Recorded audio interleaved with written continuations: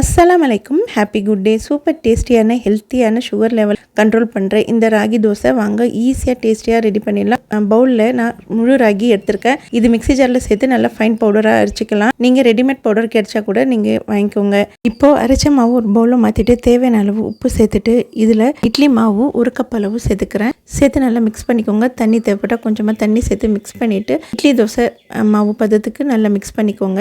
உங்களுக்கு ரெடிமேட் மாவு கிடைச்சா கூட அது கூட யூஸ் பண்ணிக்கலாம். ரொம்ப நல்லாயிருக்கும். நல்லா மிக்ஸ் பண்ணிவிட்டு ஒரு 10 மினிட்ஸ் ரெஸ்ட்டில் இருக்கட்டும். அதுக்கப்புறம் தோசைக்கல்லில் எப்பயும் போல் தோசை ஊற்றிக்கலாம். தோசை ஊற்றிட்டு இது மேலே நல்லெண்ணெய் சேர்த்துட்டு 2 பக்கமும் குக் பண்ணி எடுத்தால் சூப்பர் டேஸ்டியான ராகி தோசை ரெடி. இது சாப்பிட்றதுக்கு அவ்வளோ டேஸ்ட்டாக இருக்கும். இப்போது இந்த மாவில் ஊத்தாப்பம் கூட செய்யலாம். இது குட்டியாக தோசை ஊற்றிட்டு இது மேலே வெங்காயம், பச்சை மிளகாய், கொத்தமல்லி சேர்த்துட்டு கொஞ்சமாக ஆயில் சேர்த்து 2 பக்கமும் குக் பண்ணி எடுத்தால் சூப்பர் டேஸ்டியான ராகி ஊத்தாப்பம் ரெடி. இது சாப்பிட்றதுக்கு அவ்வளோ டேஸ்ட்டாக இருக்கும். உங்களுக்கு பிடிச்ச சைட் டிஷ்ஷோட இதை வச்சு சாப்பிடுங்க.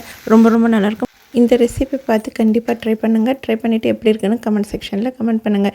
தேங்க்யூ ஃபார் வாட்சிங். Happy good day. அஸ்ஸலாமு அலைக்கும்.